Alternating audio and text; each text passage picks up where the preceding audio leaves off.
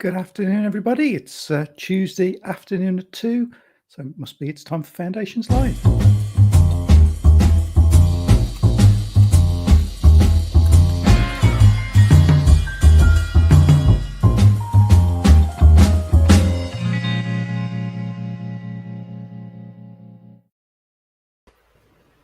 So this afternoon we're talking about housing without delay, which we'll get onto in a few minutes. And joined this afternoon will be Rachel, Joe, Chris, and Lauren Walker, who's just appeared from the Royal College of OT. So we'll see you all in a little while. Foundations Live. Right. Thanks for joining us, everybody. If you haven't been to a Foundations Live before, we're Foundations. I'm Paul Smith, and we're the national body for home improvement agencies and disabled facilities grant in England. And we're funded by the Ministry of Housing, Communities and Local Government. So we're available to help you with anything and everything DFG related. If you're viewing via our website and you're looking for closed captions, if you scroll down a little bit further, there's links to LinkedIn, Facebook, and YouTube where you can find the feed with closed captions, and you can still make comments and join in the same way as you can on the website. Right, I think that's all the bits and pieces I need to tell about in terms of housekeeping. There's always just a few other things to make you aware of that we've got coming up. So nominations are currently open for the National Healthy Housing Awards. There's a range of categories, including Housing OT of the Year, DFG Team of the Year, Home Improvement Agency of the Year. Via the Foundation's website, you can nominate either teams or individuals now. And judging, I think entries close in September, and we'll do the judging, and we'll get together for a ceremony just before Christmas in Manchester. And this year we've introduced an AI agent to the website. So if you want some help crafting and make sure your entry is as compelling as it can be and within the word count, then we've got an AI agent on the site that can help you with that. Also coming up, we've got the next round of DFG Champions Roadshows. We'll be back on the road from next month, visiting Southampton, Wolverhampton, Liverpool, Sheffield, and 2 shows in London. I think waiting lists now open for Southampton and Liverpool, and there's a few tickets remaining for the other events. And we'll be talking about high cost adaptation, so how you deal with cases well over and above £30,000. We'll be playing the new DFG Champions Roadshow game, which is a kind of fun but serious way of developing better practice around the process of a DFG.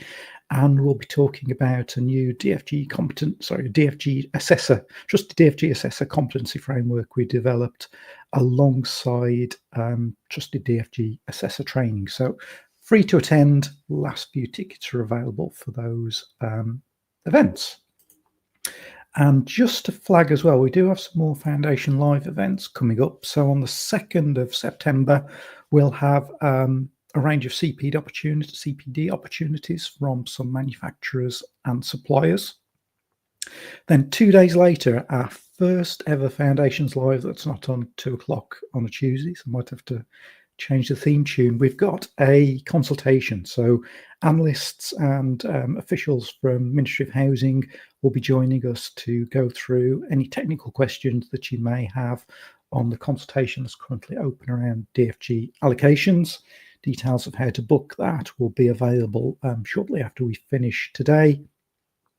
And then on the 16th of September, we'll be back to a Tuesday afternoon for a special on the home adaptations installer network, including some local authorities that have been early adopters of the network.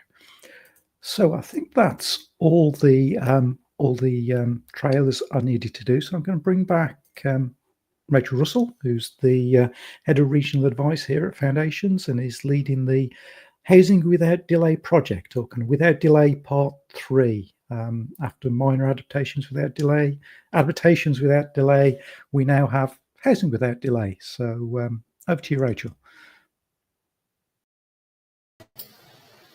Sorry, just finding my own mute button. Yeah, warm welcome to everybody. It's great to see the big audience that we've got, which hopefully demonstrates the value that people will hopefully see in the project that we're doing with the Royal College of Occupational Therapists.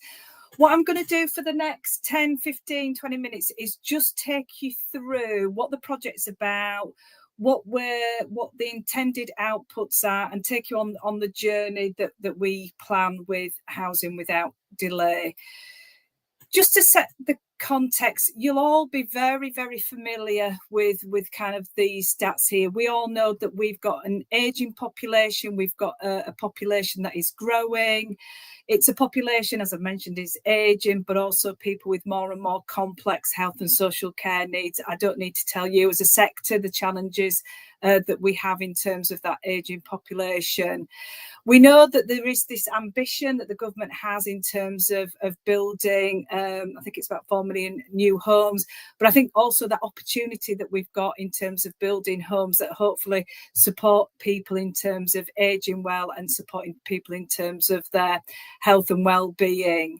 And we've got a real opportunity as occupational therapists to kind of contribute to that agenda, as well as that housing agenda overall in terms of looking at housing supports health and well-being in general.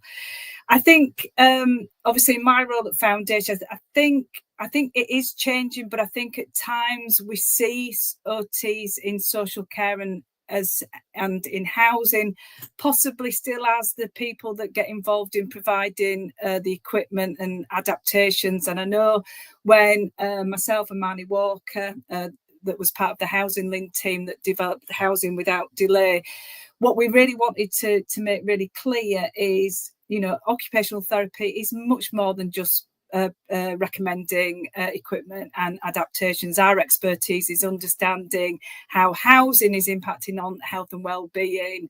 But I still think there is that perception from some areas that OTs are just involved in equipment provision and adaptation provision, and it is much more than that.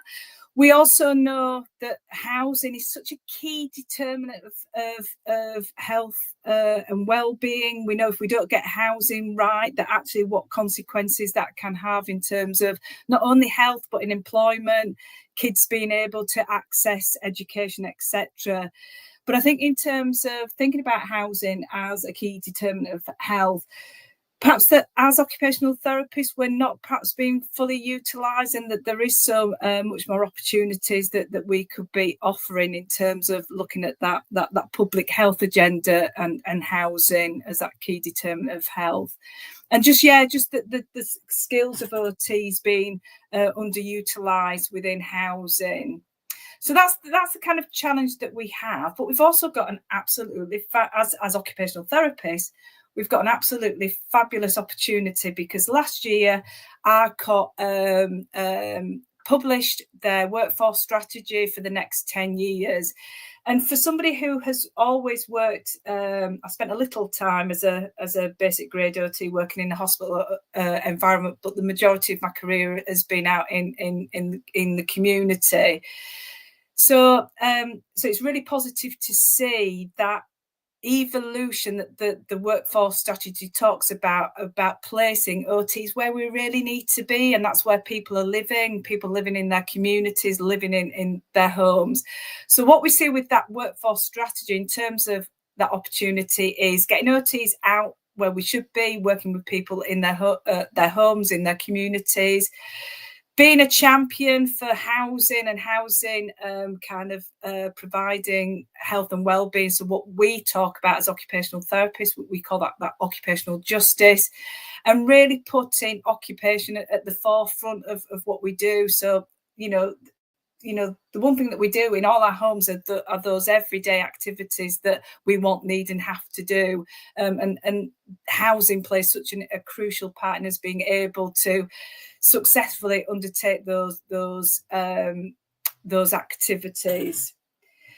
So, just in terms of the vision, so myself, you'll see a recording in about 20 minutes that myself, Jill and Shane, a couple of the other OTs that are involved in the project, we sat and talked about, what is the vision that we have, taken on board ARCOT's workforce strategy vision.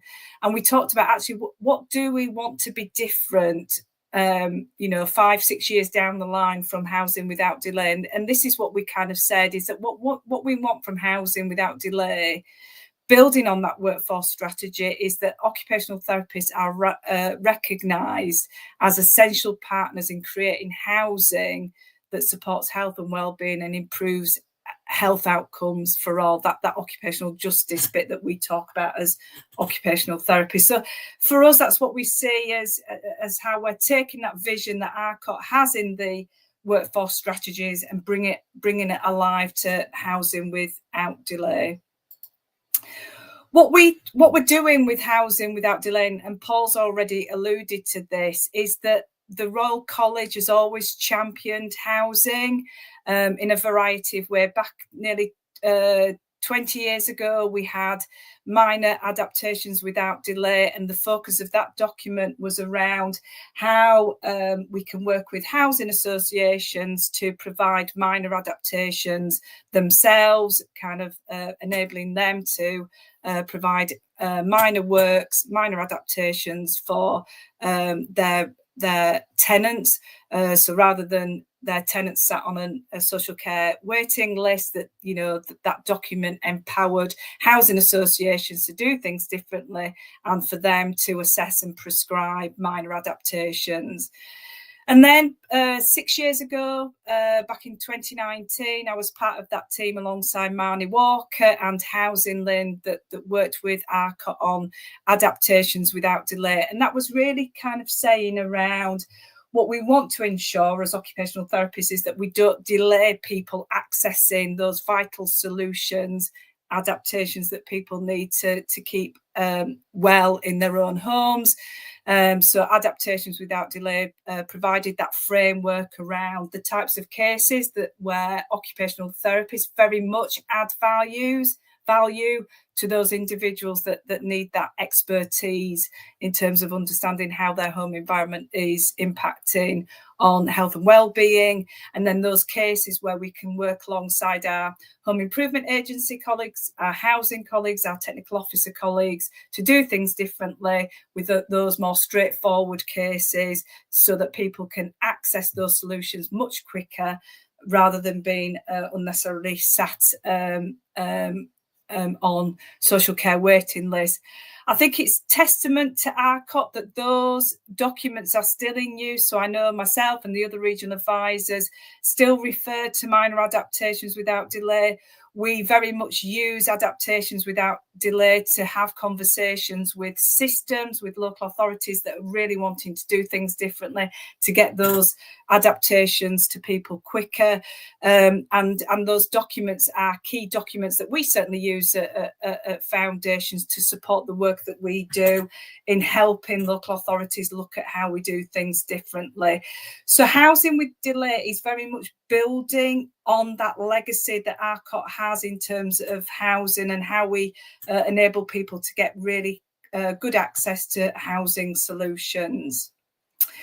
So I've kind of talked a little bit about that vision. So I guess what we're trying to do, I've said this already, so I won't say it again, but it is about we want to move from OTs do adaptations to OTs transform housing outcomes. And I think this bit is really important. And I've actually added this bit after the comma here, because I know Lauren from ARCOT very much talks about actually we can only do this in terms of transforming housing outcomes for older and disabled people when we are working alongside and in partnership with the housing sector. Now, the housing sector is huge, and I know looking at the number of people we've got and the names of people we've got here, I know we've got HIA managers, we've got technical officers, we've got caseworkers.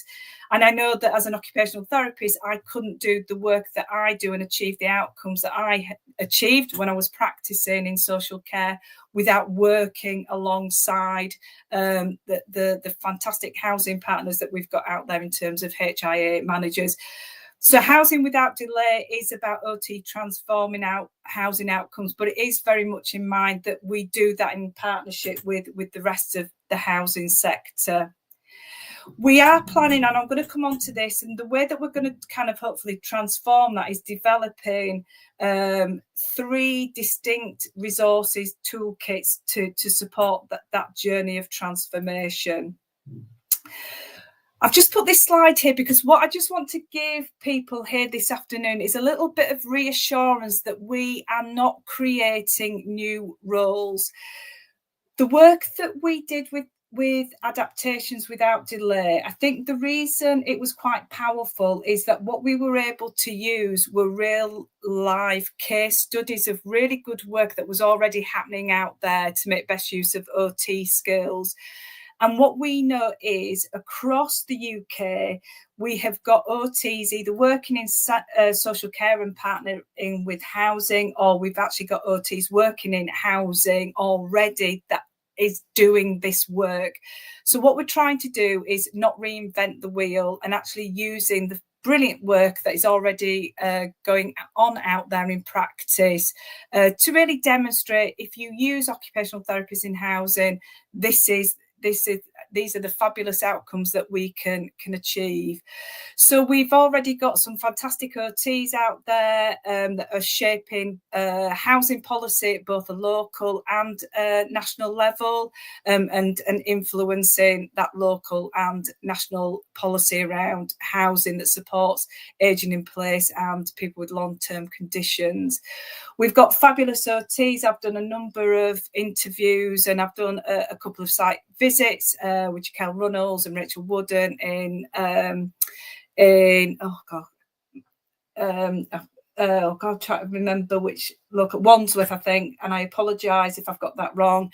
I've also been to Leeds and spent time with the housing OT in Leeds, Jenny, and they're doing some fabulous work in terms of contributing to new build housing design, because what we know is if we actually get the design of the home right, we support people to age in place and accommodate people's needs as that might change through ill health, etc. So we've already got OTs in housing already doing that, working alongside developers, etc., getting that new build right.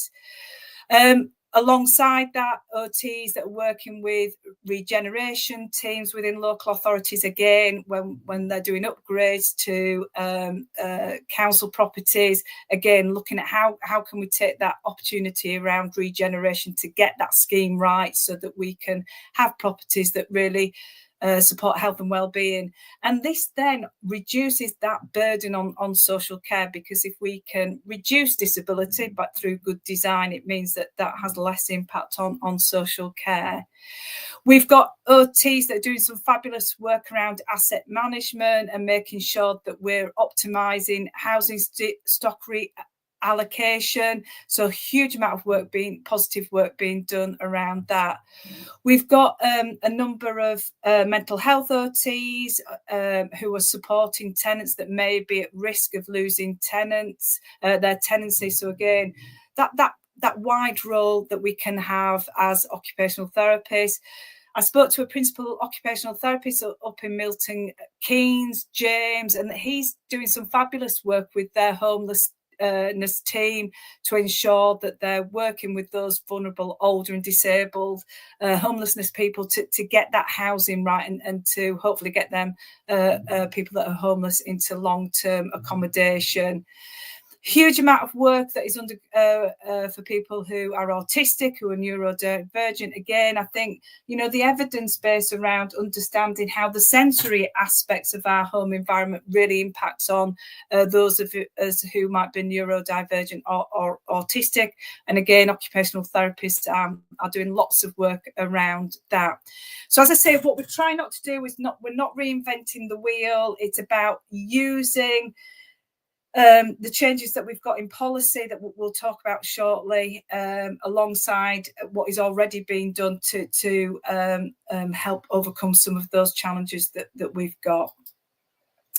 So the plan is that we're going to develop 3 toolkits, 3 resources. So I'll just quickly talk about those resources. We've got Joe who will be talking next, because Joe has got a very challenging task around writing the strategic document, which is an influencing document that we're writing.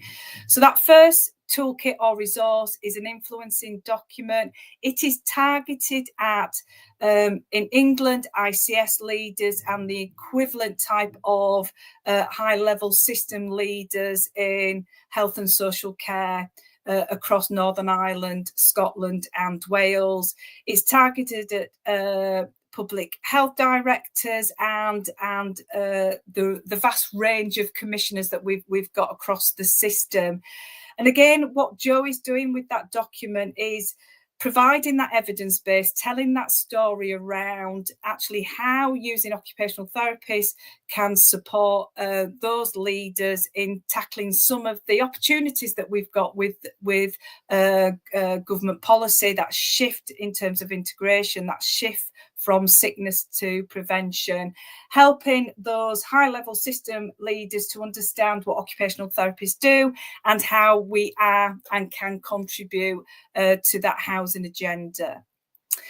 The operational toolkit that we'll be shortly moving on to in the next month or so is a bit of an implementation guide. So this implementation guide is going to be for principal OT, HIA managers, NHS AHP equivalent in our other 3 nations, and managers about actually, if we're going to work differently, if we're going to perhaps get an OT working in with planners within the local authority, or if we're going to get OTs working alongside, more embedded in HIAs, etc., how do we go about that? You know, how do we look at the funding? What job descriptions do we need? So it's going to be very much an implementation guide for for those people to do. To hopefully help them on that journey around, making those changes that we'd like to see. And then the practitioner toolkit, I guess, is the way that we see it at the moment is for frontline occupational therapists, frontline resources that targets OTs, helps them understand or provides those really useful resources in terms of if they want to move into housing. So we've not yet moved on to that. But that's what we intend to do with that practitioner toolkit. Perhaps provide a bit of a pathway, a roadmap around what that career journey might look like if an occupational therapist does want to move into housing. But I think the other thing that we need to do with that toolkit is about reminding all occupational therapists, no matter whether you work in acute hospital settings, whether you're a part of a community rehab team, whether you're part of a PCN primary care network or the equivalent up across Northern Ireland, Scotland and Wales, that yes, you might not be working in housing and social care, but we can all be having really good conversations with people about how their homes, how housing can support their housing needs, and all taking a bit of a responsibility so that as occupational therapists, we're not passing people unnecessarily from one service to another. So again, that's hopefully what we want to achieve with that practitioner toolkit, getting all OTs to think about actually what conversations can I be having in the role that I have in X, Y, and Z setting. Just to say that I just want to show you, we have got a steering group. So the steering group is there for us as a project team to ensure that we're heading in the right direction, that the resources that we will produce in terms of that strategic influencing document, the operational toolkit is hitting the right notes, as it were. And I think hopefully you can see the range of people that we've got as part of the steering group, and I hopefully that gives you some reassurance that actually it's not just about occupational therapies, but there is a recognition that across health, social care, across different governmental departments, housing organisations such as CIH, etc., that we have got individuals that are also passionate and also recognise the value that occupational therapists have in housing. So I think it's really positive that the project, has been seen as really important from a wide range of organisations that want to make this project a success as well. So just to finish up around how you can support and how you can get involved, if you, whether you're an occupational therapist or whether you're a HIA manager, if you are already doing some innovative work that involves occupational therapists in housing, please get in touch. Because again, as I've mentioned in the previous slide, we're not reinventing the wheel. What we want to do is show how we're already dealing with some of the opportunities that changes in policy legislation has brought, and how occupational therapists are being used. So I'll bring up my email address in a minute to show how you can get in contact with us. So if you've got any really good examples, even if you're not quite sure, I think it's to do with housing, just get in contact and we can have a conversation with you. We're particularly interested in if you're an AHP lead or a housing lead across England, Wales, Northern Ireland, Scotland, that is looking at how we embed OTs in terms of that housing agenda, or if you recognise the value that OTs have, but you're not quite sure how to do it. If you can get in contact, because one, it'd be great to see how you're planning to use OTs, but also if we understand some of your challenges, we can then obviously ensure that the operational, strategic and practitioner toolkits address those issues that you might be experiencing. Again, linked to sharing your ideas. If you employ OTs in housing, again, get in contact with us so that we can just understand some of those practical ways in which you've kind of been able to go about that. And again, if you've experienced any barriers in terms of employing OTs, doing things differently, then again, please get in contact with us, because we can have that conversation and we can ensure that when we're developing the toolkits, the resources that we address those issues that are out there in terms of people doing things differently. Just in terms of where you can find, we're doing lots of bits and pieces on social media. So if you're on LinkedIn, if you join our foundation's page, we every 3 or 4 weeks, I'm posing different questions across various social media channels. So if you can respond to those questions I'm putting on there, that would be fabulous. I forgot to put Lauren's email address on here, but if you want to share some of your examples, if you can email myself or Lauren Walker, and I'm sure we can put Lauren's email address in the chat box so people can see that there. Again, please, just reiterating what I've just said on the previous slide, if you're doing stuff, if you're driving integration, please get in touch with us, tell us what you're doing, and we can incorporate those bits and pieces into our how-to guide. And then what I would say is my final plea, don't know whether plea is the right word, but my final kind of message for this bit of today is, those of you that are occupational therapists out there, perhaps that aren't currently working in traditional roles in housing, is please embrace when the various resources come out, please embrace the message that we are trying to get across, is that for all occupational therapists, the one thing that we have in common is the people that you are working with live in a home. Now, it might not be their choice of home, but they all live in a home, and we've all got an opportunity to have really good housing conversations that helps us, perhaps signpost people through to our housing colleagues, or to have those conversations about how their homes could be different to support their health and well-being, rather than just referring people onto social care or housing. So that's my final bit for today. So hopefully that gives people an understanding of what we're trying to achieve with the project, and obviously we've given you our contact details if you want to share any of the good work that you're doing. So thanks. Over to you, Paul. Great. Thank you, Rachel. And I think we also need to thank Closemat, don't we, in terms of their support for making this happen. We do. Yeah. Do. That is, isn't it? Right. I think next up we're looking at the first toolkit, aren't we? So let me bring up Joe. Do you want to introduce Joe and tell us about her role in the project, Rachel? Sorry, just put yourself on mute, didn't you? So yeah, I just put myself on mute. So I was just trying to find my mouse. Yeah. So Joe Watson. I think I can introduce herself.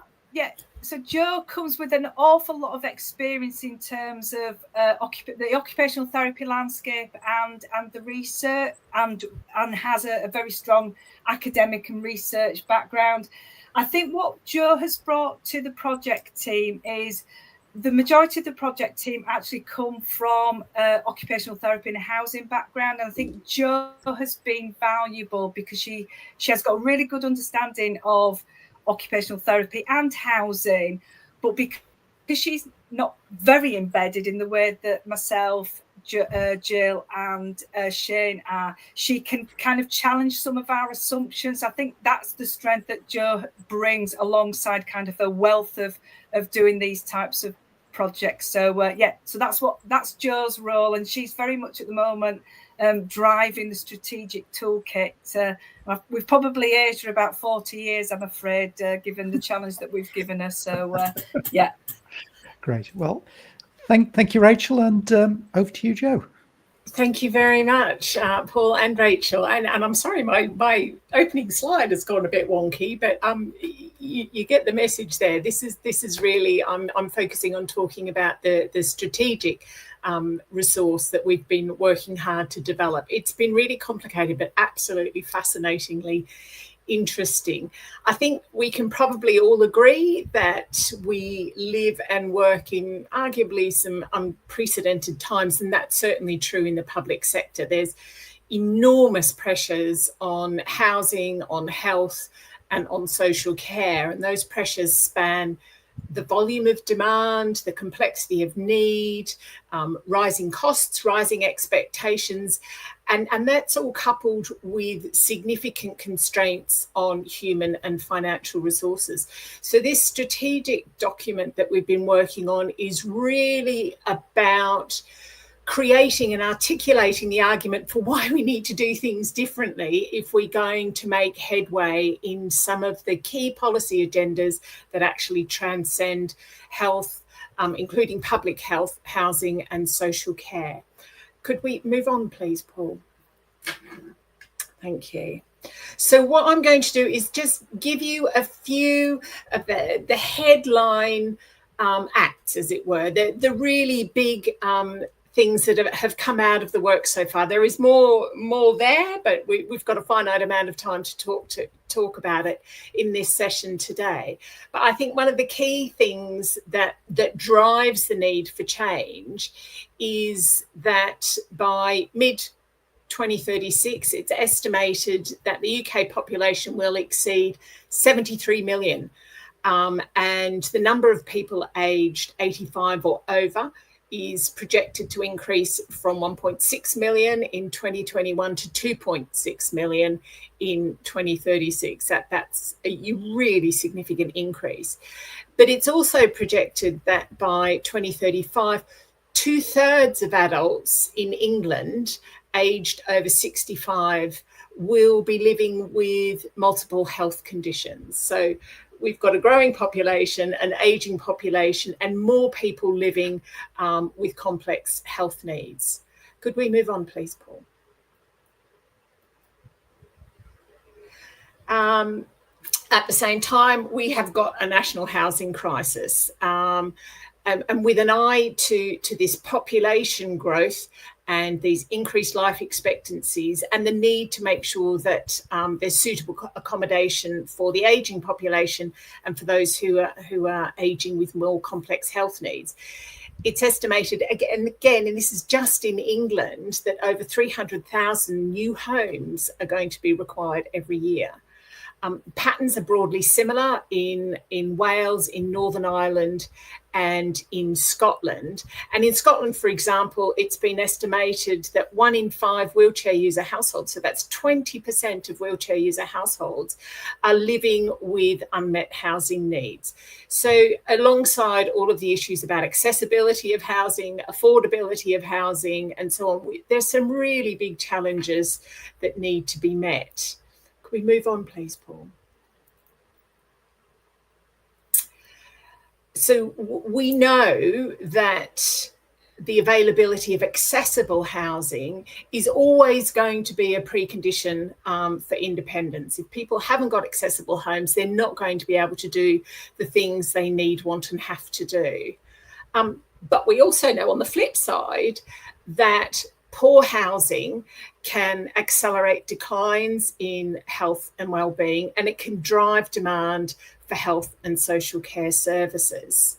We'll move on again, please, Paul. So just a few startling statistics around that, really.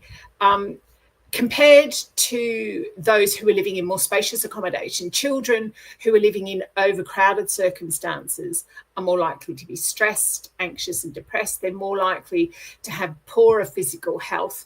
They're more likely to have lower levels of attainment at school, and they're at a greater risk of developing behaviours that challenge. And those who've got unmet accessible housing needs are estimated to be 4 times more likely to be unemployed or not seeking employment as a result of sickness or disability, compared to those who have their accessible housing needs met, or who didn't have any accessibility needs in particular. 4 times. That's a pretty striking figure, I think.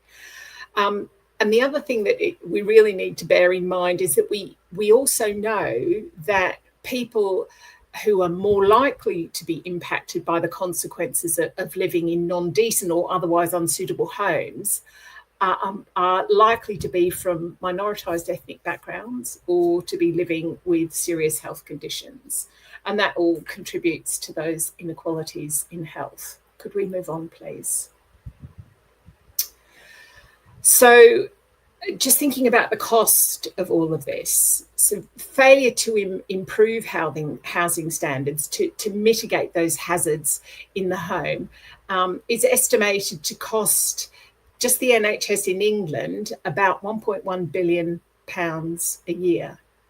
Beyond that, of course, we've got the potential costs related to care for people, which in some cases might continue for an entire lifetime.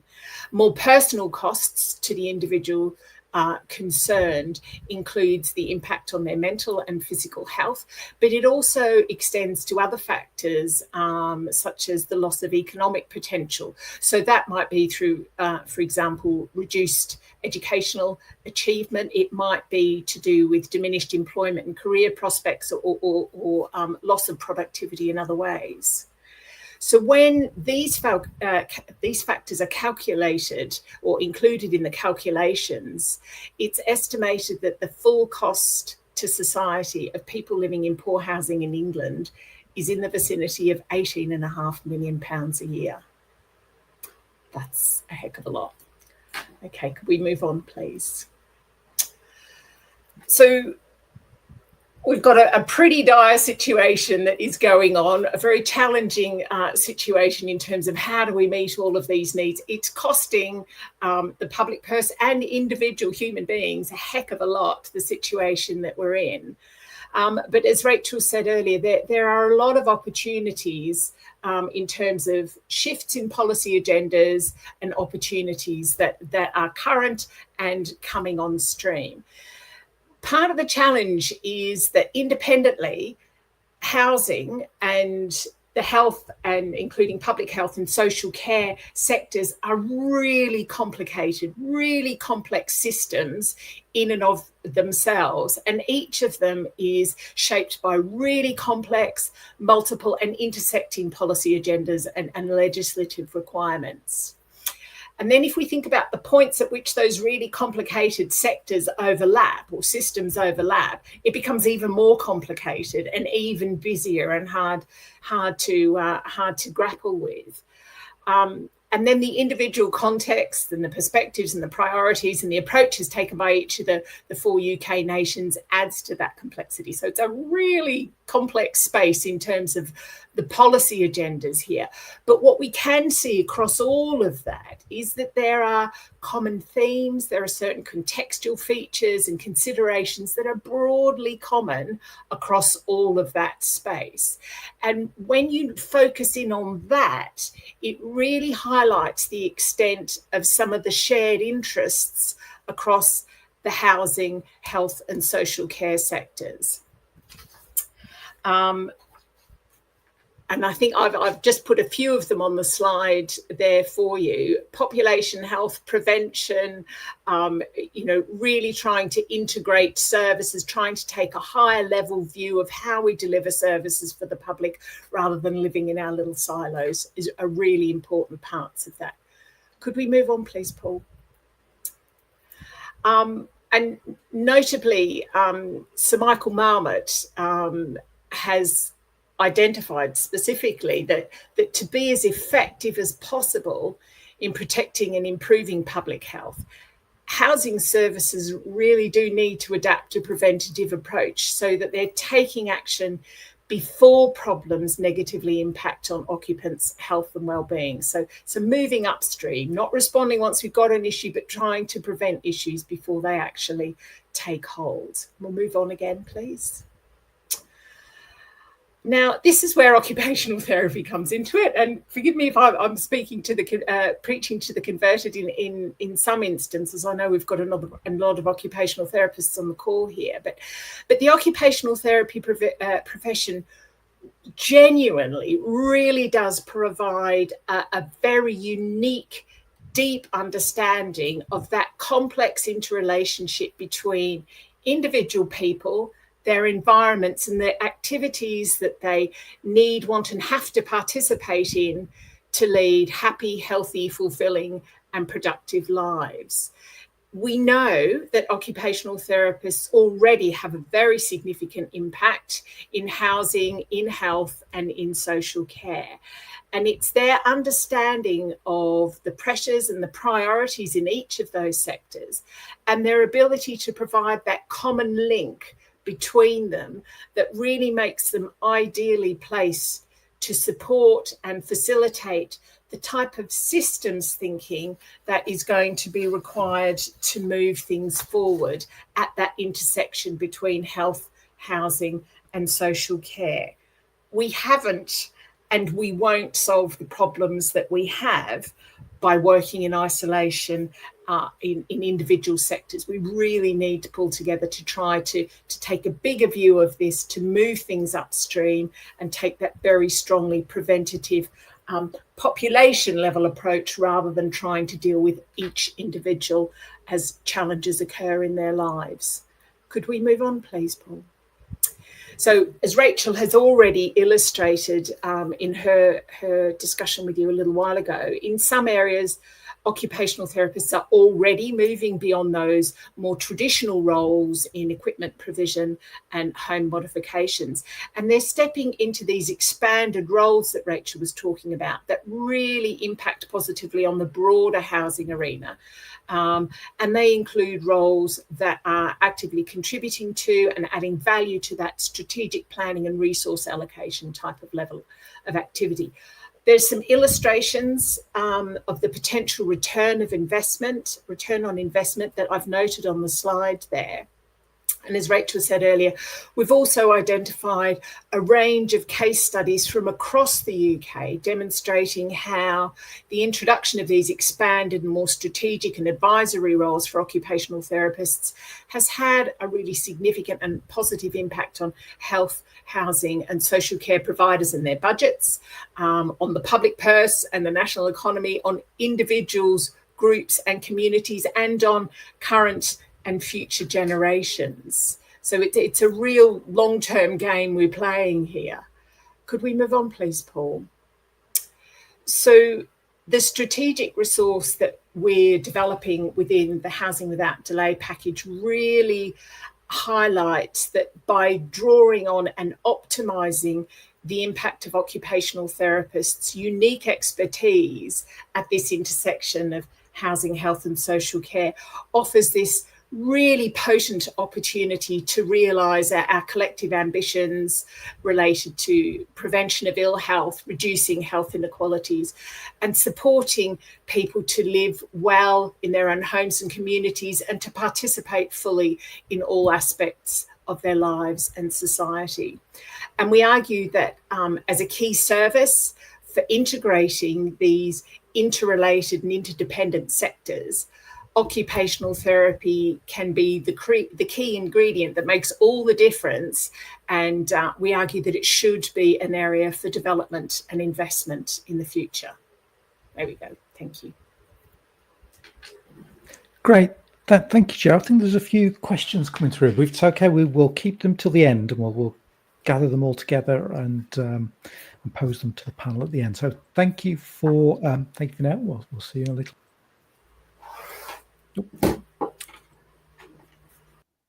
See, move the wrong person from the stage. Right. So next up, we've got an interview with Shane and Jill, who come from Northern Ireland and Scotland, respectively, and the conversation they had with Rachel last week, I think, because unfortunately they couldn't make today. Shane did have a little bit of issue with his connection, as you'll see as we go through the interview, but it's kind of really interesting chat to think about how kind of the housing works across different nations, but also the kind of similarities between them. So over to Rachel, Jill and Shane. Shane and Jill, I'll let you introduce yourself in a moment, but the reason that we're doing this little session for the webinar is unfortunately you two are really, really busy and you're not going to be able to join us on Tuesday. So we thought we'd have a conversation because you are two of the key people as part of the project team on Housing Without Delay. You are very expert housing occupational therapists, but you also, for the project, bring for us that expertise in the fact that, Shane, you're in Northern Ireland, Jill, you're in Scotland. So what I want to do over the next 15 minutes, after you've introduced yourself, is to really have a conversation around how things are for you in Northern Ireland and Scotland, and hopefully what you're going to get out of this project for your countries. So before I go into the questions, do you just both want to introduce yourselves just so that the audience can get a feel for who you are, how you're going to be supporting the project and your background? So if we start with you, Shane. Yeah, Rachel, how are you doing? Thanks a million. Yeah, my name's Shane Elliott. I'm the head of housing and health in Northern Ireland. I am an occupational therapist by background. My post currently, I'm jointly employed by the Department of Health and the Housing Executive, who are the Strategic Housing Authority in Northern Ireland. So my job is primarily looking at policy, strategy, delivery, looking at how health and social care trusts and the housing executive and the associations interface and collaborate and work together in terms of delivering effective solutions for people with disabilities. So yeah, but my background is occupational therapy. I was head of occupational therapy services for a number of years across a number of programs of care, and previously worked as a clinical specialist OT in housing. So I've been involved in housing for over 30 years now. We are really entering challenging times. So I think this work is coming at a really, really good time for the profession. Brilliant. Jill, over to you. Do you want to do a quick introduction? Yeah, thanks, Rachel, and delighted to be here. Sorry, I can't be there in person. So I'm Jill Pritchard. I'm an occupational therapist. I've been around a very long time as an OT. Don't want to admit how long, but I've always tended to work at the interface of social care and housing, but I've had a variety of other managerial roles and different opportunities over the years, including now being self-employed for about, I think it's 11 years now. And I've had incredible opportunities across Scotland around around adaptations in housing and the kind of integration of health and social care and trying to get housing at that table. I've been involved in the housing association movement for a long time, and I'm currently chair of Horizon Housing Association, which is part of a much bigger Link group, which is really the biggest developer in Scotland at the moment in the social housing sector. So that the combination of my roles over the years has given me a huge opportunity actually to kind of be quite active at national level and generally be a thorn in the side of Scottish Government to try and get them to improve the delivery of services across accessible housing and adaptations generally. So yeah, very, very delighted to be involved in this work and think it's going to be hugely impactful for my occupational therapy colleagues across Scotland. I'm still in touch with a very wide network of OTs, so look forward to hearing from them and hope some of them are in the audience today. Yeah, and it's really great to have you both involved in the project. As you know, I've got 3 or 4 questions for us to have a chat about. So the first question is, I think it's going to be, because we will have a mixed audience of people from England, hopefully Wales, Scotland, Northern Ireland. I think what it would be really useful to do for us to start with is, can you paint us a little bit of a picture of what the current landscape looks like for housing OTs in Scotland and Northern Ireland, and how you think it kind of compares to England? So what you think the what we might have in common, what the differences might be. So Shane, do you want to kick off? Yeah, well, I think the word I would use is challenging in terms of the landscape, Rachel. We're very different in Northern Ireland. We don't have housing OTs as such in Northern Ireland. We do have an integrated health and social care system, so our OTs tend to be employed within the health system, and whilst we interface and collaborate very closely with our housing colleagues, we're not embedded within. So right. It's a very, very different model that we have, and that brings its own challenges. It's got its positives in terms of our integration with health and social care, but we're not as immersed in housing as your colleagues in England might be. So yeah.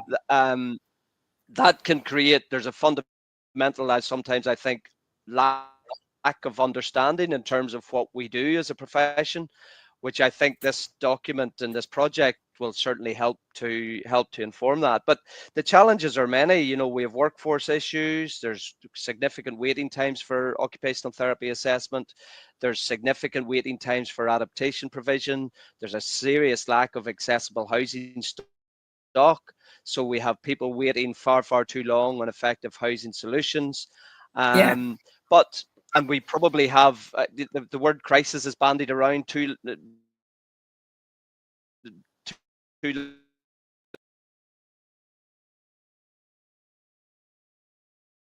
But we also have a crisis in our housing system.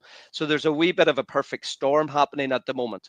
And that's why I think the role of occupational therapy and what we can bring to the party in terms of what we can deliver could be, there may be opportunities within that.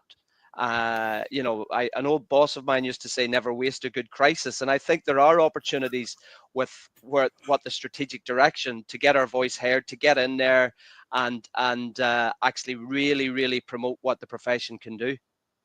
Okay, thanks, Shane. What about yourself? What does it look like in Scotland, Jill?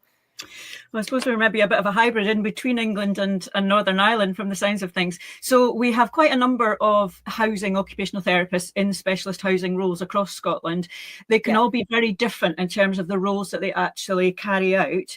And then we have, some of them are employed directly by housing, by local authorities, and some are paid for by social work and sit in housing. There's all sorts of combinations, but they're not always used to their full capacity in terms of that kind of whole system of housing, because I believe that occupational therapists can be involved in every aspect. Hopefully we can come back to that a bit later in the conversation. I think one of our challenges is spreading good practice, because we've got lots of pockets of really good examples of how it can work to best effect, but we're really not good at sharing that out. In terms of the kind of broader landscape, we have similar workforce issues. We have challenges with, and we have lots of challenges, but with waiting times for occupational therapy assessment and also for rehousing. Several local authorities in Scotland have declared a housing emergency, and indeed Scottish Government declared a housing emergency. So there's huge, just like Shane says, a perfect storm, a real burning platform indeed, and a really excellent time for occupational therapists to absolutely shine in this kind of space, you know? Yeah.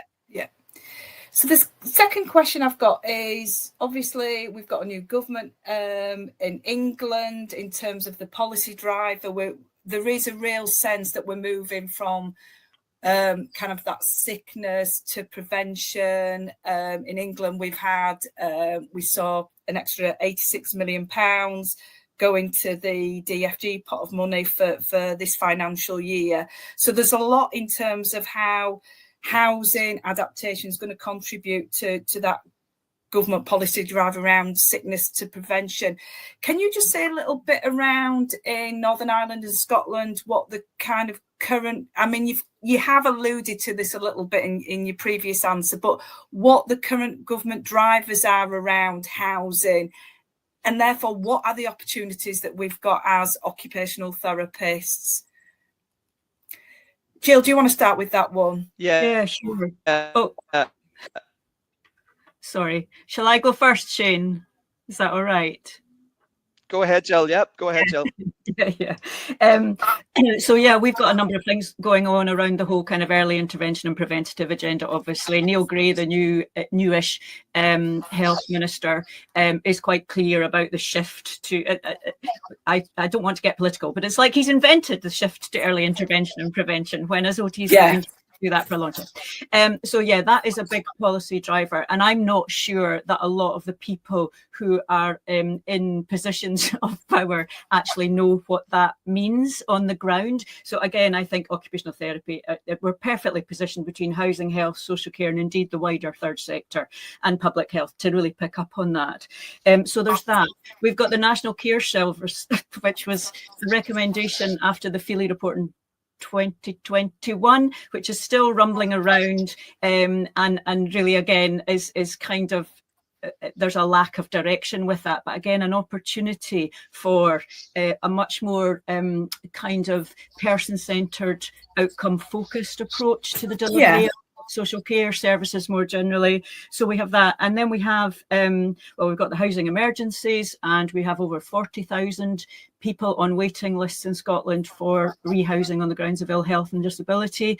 And again, from my experience of looking at people, I think this is a huge opportunity for OTs to actually review waiting lists for people who've been waiting for years and years and years, apparently in priority situations for a different house. I mean, what are they doing in the meantime? Do you know? So I think there's a lot of benefits in getting OTs in and about that, and that might be one of the aspects we could bring out in this document going forward. So just very briefly, the last thing is the Housing to 2040, which is the vision for housing in Scotland, currently articulated for over a number of years. And it's all basically been kind of stalled because of other priorities. So there's a real frustration there because a lot of the things that are in Housing to 2040 around an accessible housing standard, tenure neutral, reviewing adaptations, and a redesign of our a design standard for social housing, for wheelchair and accessible housing, they've all been stalled, and it's so frustrating. And again, if we could just accelerate some of that by demonstrating the impact that these changes could make, that would be really helpful. I mean, I think what we're only a few months into the project, but I've spoken to a number of housing OTs or OTs working in social care that are working alongside housing. And it's that real preventative stuff, but not the reactive preventative stuff where we're going in and doing an adaptation after somebody's had a fall and to prevent that. But it's, the kind of, the housing OTs getting involved in, designing new builds. So that actually we're doing that kind of public health prevention, but actually preventing those problems developing. And it is really exciting what we can do. Yeah. Shane, Can I just come back in just very briefly, Rachel, because I think that's again where in asset management, in broader asset management, around cyclical maintenance, refurbishment programs, I've been involved in these things in the past, and OTs can make huge impacts in that early intervention space there. Yeah, and they are doing, Jill. Yeah, I think one of the things I know what we've talked about as a project group is we don't want to be developing anything new because we've already got pressures on workforce, but it's about saying, look, this is the really good practice that is already happening out there to help you with the problems that you've got as a housing manager, managing all that stock. Get an OT in and they will help support you in terms of that asset management of your properties. Yeah. Shane, what about Northern Ireland then? It's not significantly different to what Jill has just described, Rachel. The policy direction is very much about that preventative and that early preventative agenda. The Department of Health have just released a reset plan, which is all very much focused on a neighbourhood model of care.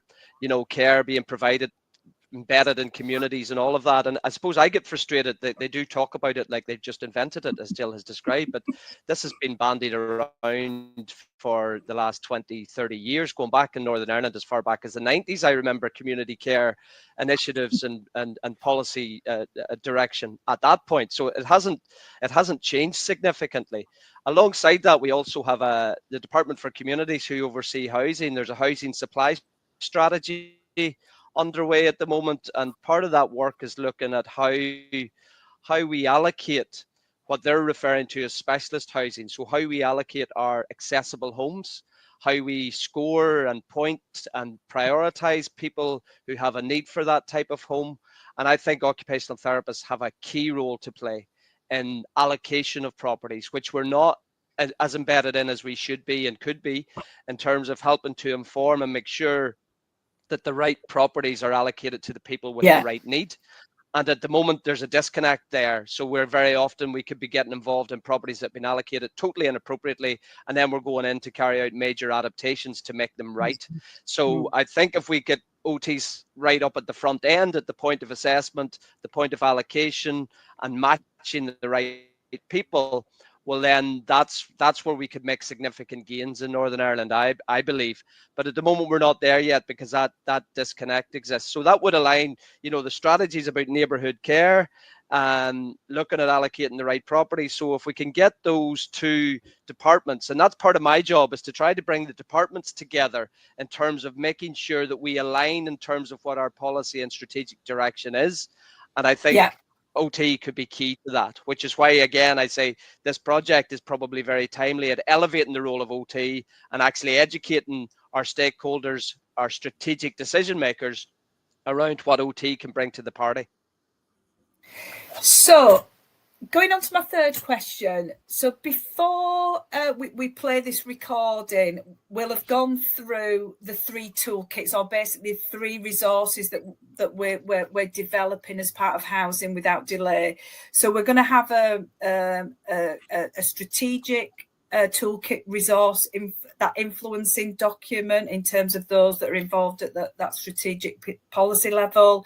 We've got an operational resource toolkit that will support those that are going to have to do this and how do they do it. And then obviously we've got the resource for frontline staff, so occupational therapists that are at the front line.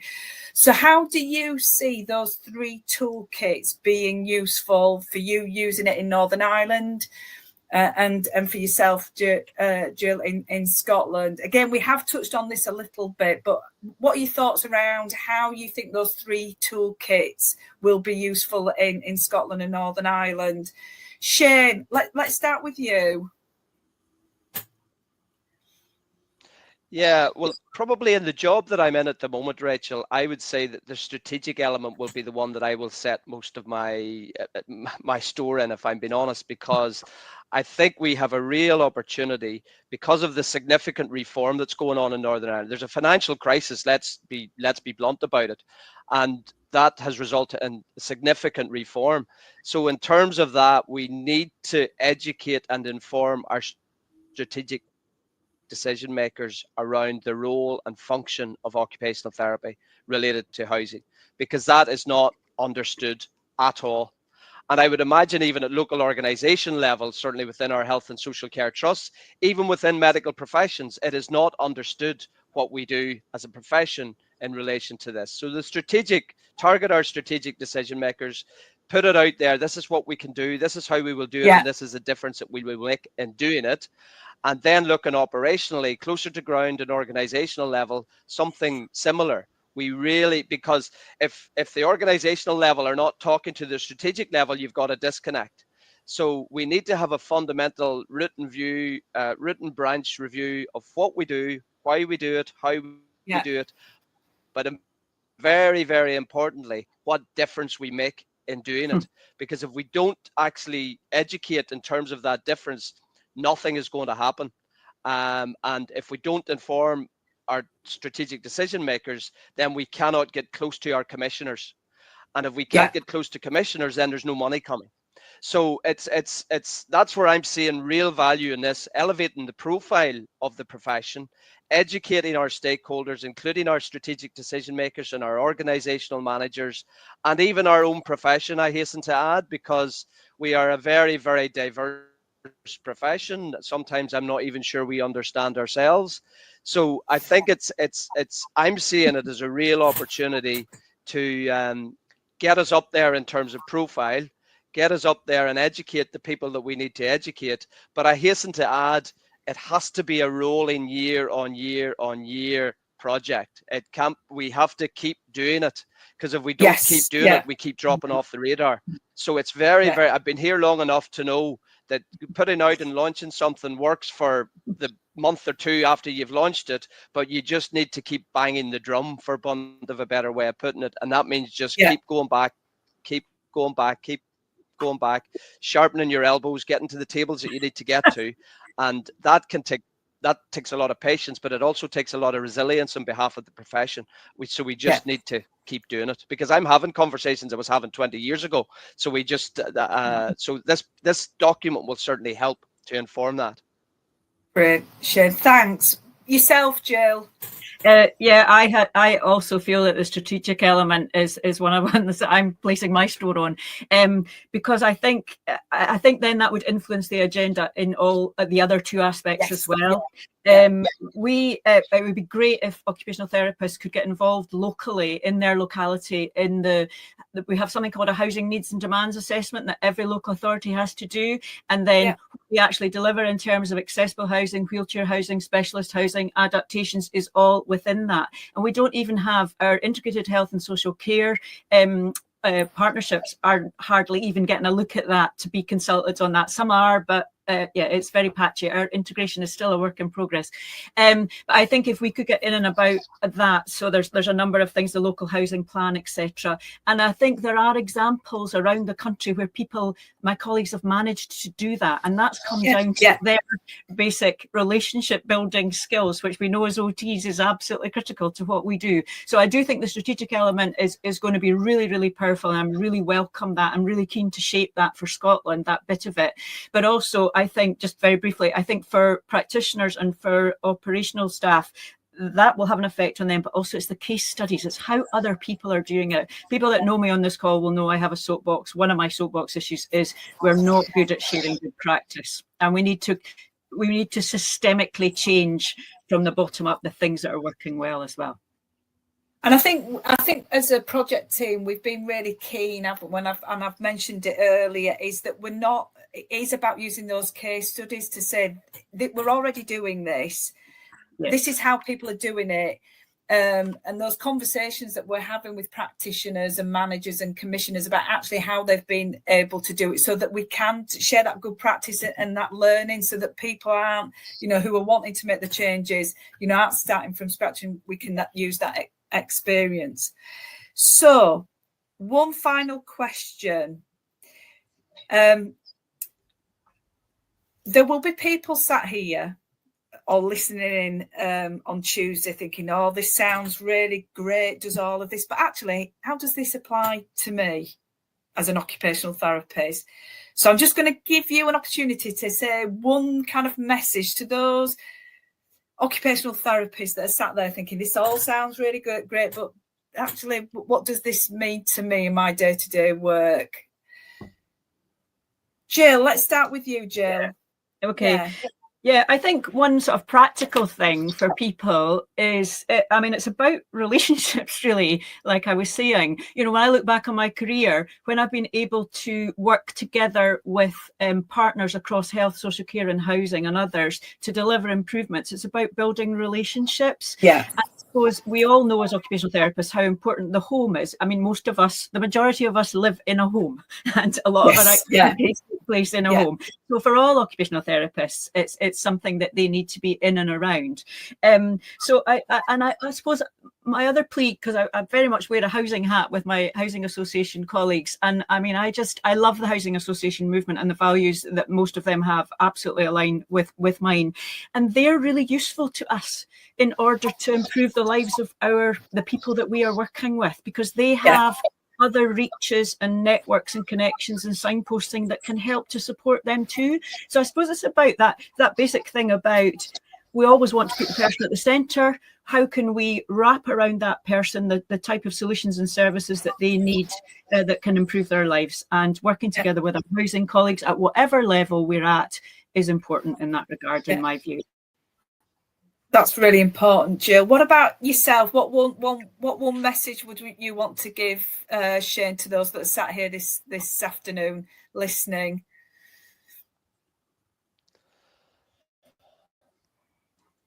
Yeah, it's a difficult one, that, Jill, because as a frontline practitioner, a lot of this policy and strategy stuff seems so far removed from the reality of practice and the challenges of practice. So it's difficult to make that connection, and there is definitely a disconnect between policy, strategy and operational service delivery in Northern Ireland. There's no doubt about that.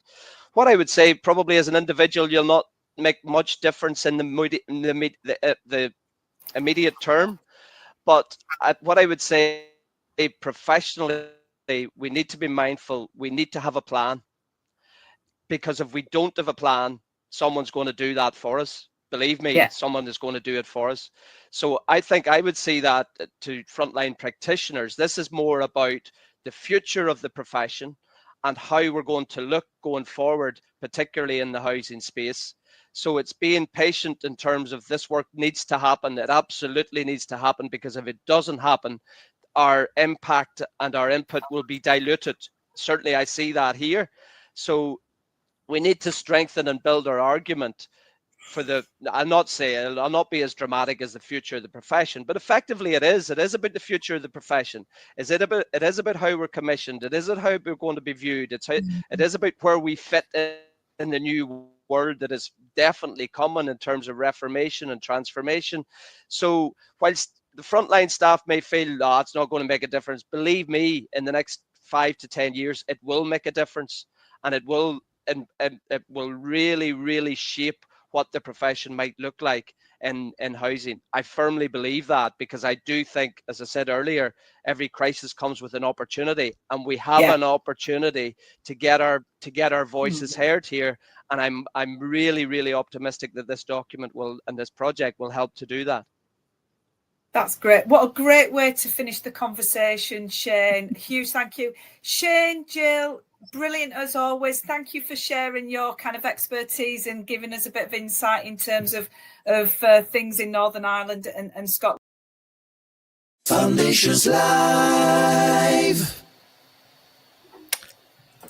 Right, thank you for hosting that, Rachel. Do you want to just say a little bit about Wales as well in terms of the kind of consultation you've had with people across the seven? Yeah, just so I think we have got a few people on From Wales. Yeah, just to give reassurance, because obviously it's really key that this will be a 4-nation resource. So we're working with ARCOT's Policy and Public Affairs lead for Wales. I've already had a number of conversations with occupational therapists in Wales that are working in social care and in housing. And I think it's September. There is a group of housing occupational therapists that meet. And I'm attending that meeting with them to kind of get that Welsh perspective. And also we will meet with Care and Repair Cymru that has a kind of not quite the same role as foundations, but has that role. So we will be meeting to get their perspective as well. So just, for those of you that are in Wales, please be reassured you are certainly not forgotten about, we're already having conversations. But again, if you are in Wales, you're doing some really good stuff, please get in contact with us so that we can ensure that we include the work that you're doing in those case studies that are going to be important for those 3 toolkits. Great, thank you. And talking about the 3 toolkits, I will bring in Lauren from Royal College of Occupational Therapists and let you talk about the other two toolkits that are being produced. Thanks so much, Paul. Hi, everyone. Yeah, I'm Lauren. I'm an occupational therapist, surprise, surprise, and I'm a professional advisor at the Royal College of Occupational Therapists. And I have to say, I'm feeling a little bit smug sitting here listening to those presentations because I was part of the team at RCOT who kind of really pushed to bring this project to fruition. And I think I want to use my time with you all to talk a bit about the operational toolkit and the practitioner toolkit, but also really just to kind of pull together some of what Rachel and Joe and Shane and Jill have already said in order to demonstrate why RCOT has commissioned this work and why now is the right time to be doing it. And yeah, absolutely delighted with the project team that Foundations have put together and the advisory group we've got on board. I'm sure you would agree, having listened to those presentations, that the work is in really good hands, and we're also really grateful to Closemat for sponsoring the project as well. But I very much want to reiterate what Rachel said right at the start of the session, that we absolutely want as many of you as possible to help us shape this work to ensure that it's as impactful and useful to you as it can be. And that very much aligns with our intentions, our aspirations for the operational toolkit and the practitioner resources. Joe has given a really helpful overview of the societal context that we're all operating in, and Shane and Jill have spoken about the similarities and the differences across the UK nations. And I was really quite struck with Shane's sentence of never waste a good crisis, because things are incredibly difficult out there. We all know this. They're very, very tough times, but that does present us with an opportunity in terms of housing and how we can really push it to the front of the political agenda, really. And without wishing to teach any of you to suck eggs, there is a huge amount of pressure on local authorities and housing services and health services to do one heck of a lot with really very little. And regardless of what your profession is, and one of the brilliant things about these Foundations Live events is that we do get such a great cross-section of people who are interested in and passionate and involved with housing in lots of different ways. But whoever you are and whyever you've chosen to join this session today, I would imagine pretty strongly that there are challenges and frustrations for you within your teams and within your systems that you're either already tackling or are trying to figure out where you start, where you get to grips with some of these problems. Show me a perfect service and I'll show you a liar. We've all got our strengths and our challenges, but I would suggest that the challenges are really quite great at the moment. And the great hope with Housing Without Delay is that whoever you are, whatever your professional background, the toolkits we're producing will be an asset to you and will help you in overcoming some of those challenges. And that's by leveraging the expertise and the untapped potential sometimes of occupational therapists who are already working within local authorities, housing teams, the health service.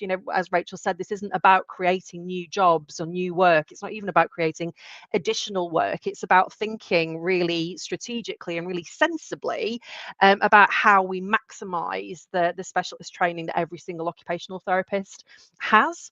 And that's really, really about collaboration. You know, that's across professions, it's across services. So it isn't just about OTs, it isn't just about housing services. We've got a real opportunity to look much more broadly and in a much more joined up way at where occupational therapists sit in our systems, who it is that they're supporting, and how, as I say, we can maximise their opportunities to take a more preventative and a proactive approach to address housing in their practice.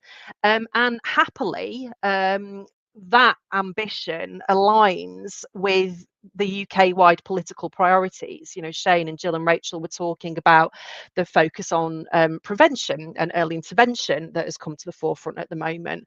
There's also a huge amount of activity around neighbourhood health services and community-based services, none of which is new. You know, we've all been in this system, I'm sure, long enough to know that these can be quite circular conversations. So how can we cut the cycle? How can we learn about what's not worked before and actually do something different now, so that prevention and early intervention is achievable, and that housing is seen very much as being right at the centre of that.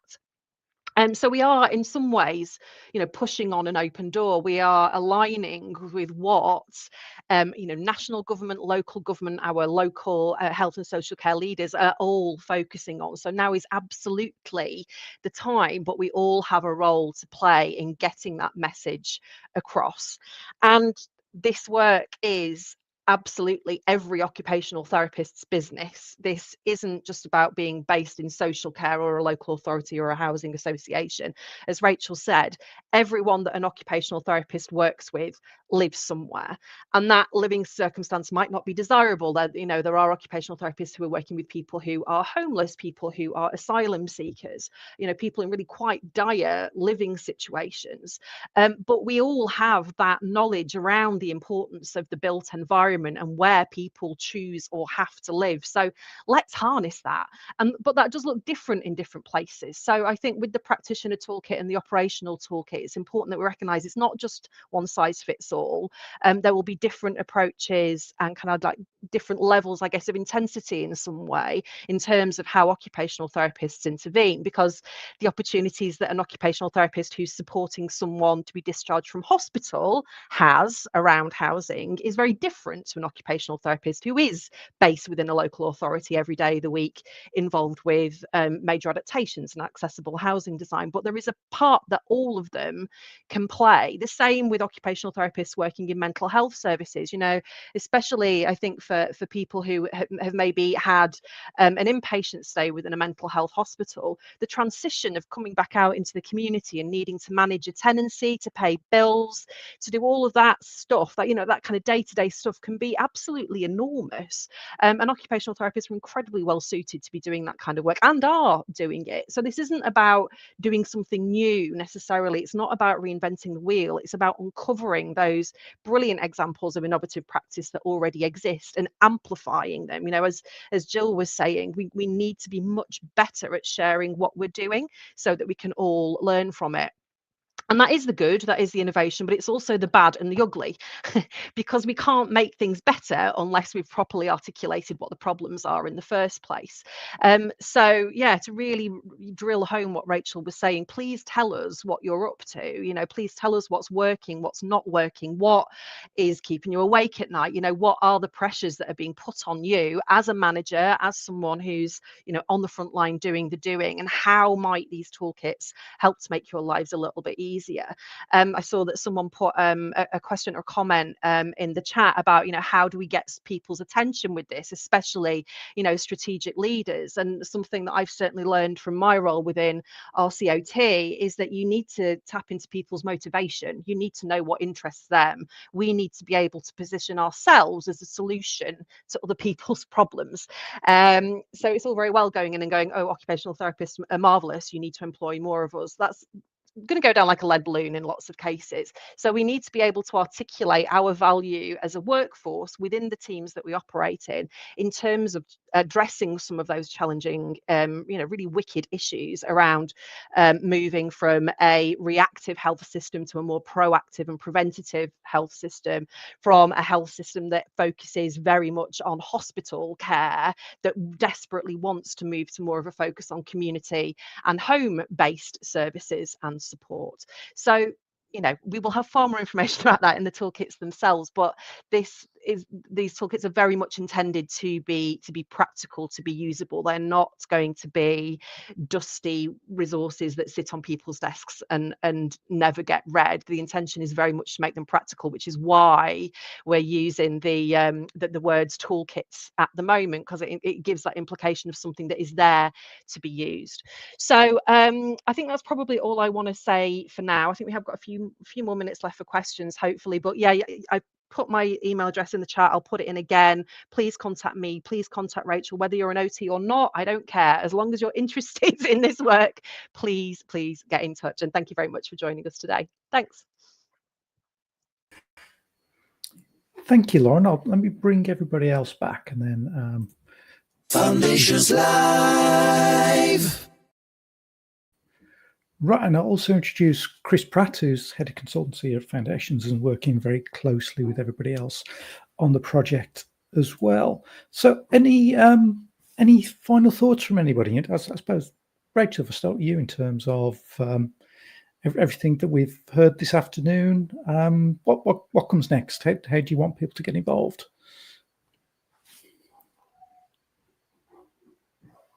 Well, you're on mute, Rachel.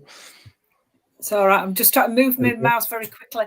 It's been a really great afternoon. I suspect that there's lots of people here with lots of things to share. So obviously, the simple thing is probably to contact myself or Lauren in the first instance.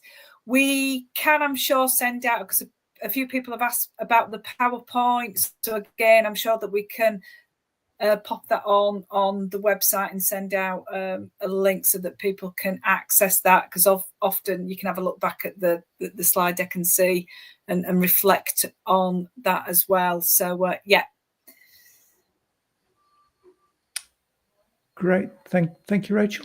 Lauren was, I suppose, as one of the kind of commissions of the project. Was there anything you wanted to round off with? Oh, you put me on the spot there. No, I think you completely nailed it. I think Okay. there's a huge amount of work to do, and I'm really glad that it's you folks who are doing it. But it's absolutely very much a joint effort. I look forward to seeing where this work progresses. But I don't think there's anything new that I can add, to be honest, that hasn't already been said much more articulately by everyone else. Joe, Chris, is there anything else you want to sign off with? Any messages for our audience today? Yeah, I was just going to say that the fact that there was nearly 400 people watching this today, or certainly signed up for this today, shows that it's something that there's a real interest in. All I'd say is keep an eye on our sort of social media channels, LinkedIn, Facebook, Instagram, because there's going to be updates going out all the time. Rachel's put her email address 17 times in the chat, and so is Lauren. So you can't miss us. But no, just thanks very much for tuning in. Is that the right word? I think so. Yeah. Right. Thank you all. Can I just give a shout out to Rachel Wooden, because it's Wandsworth that Rachel works for, and I know she's on the call today, so I just wanted to make sure that I got the right local authority. And I think one of the stats that Jo showed in her presentation around the savings is also from the work that Rachel, an excellent housing OT, has done. So just to kind of reference Rachel's work as well. Great, thank you. And just to thank Closmat again for their support in terms of allowing this project to happen. So thank you all for joining us this afternoon. Thank you. Foundations Live. Right, nearly done. Thank you all for sticking with us. Thank you to all our speakers this afternoon. So I'm sure you've learned lots of things about the project, and hopefully lots of things about how you can start to think about housing slightly differently. And three toolkits coming out next year to watch out for. In terms of things coming up, as I said at the start, probably the one you'll want to know most about is what we are coming up with Foundations Live. So those are the dates, but 2nd of September, CPD opportunities, and then the 4th of September, which is the first time we've ever done a Foundations Live that wasn't on 2 o'clock or on a Tuesday. 2:30 on Thursday, we'll be joined from analysts and officials at the Ministry of Housing, Communities and Local Government, who will be talking through the new formula that's proposed for DFG allocations and answering any technical questions you have about the consultation. So please do join us for that one. But thank you all for joining this afternoon. As always, I've been supported by Dan, who's been in the background pressing all the buttons. Thank you to Rachel, Chris, and our other speakers for speaking. And we'll be back again on the 2nd of September talking about CPD opportunities. So thank you for this afternoon. If you want to rewatch any of this afternoon's, it's on Facebook, it's on YouTube, and it's also on LinkedIn. So if you want to recap any of it, you can find it at all those places. Thank you all. See you on the 2nd of September.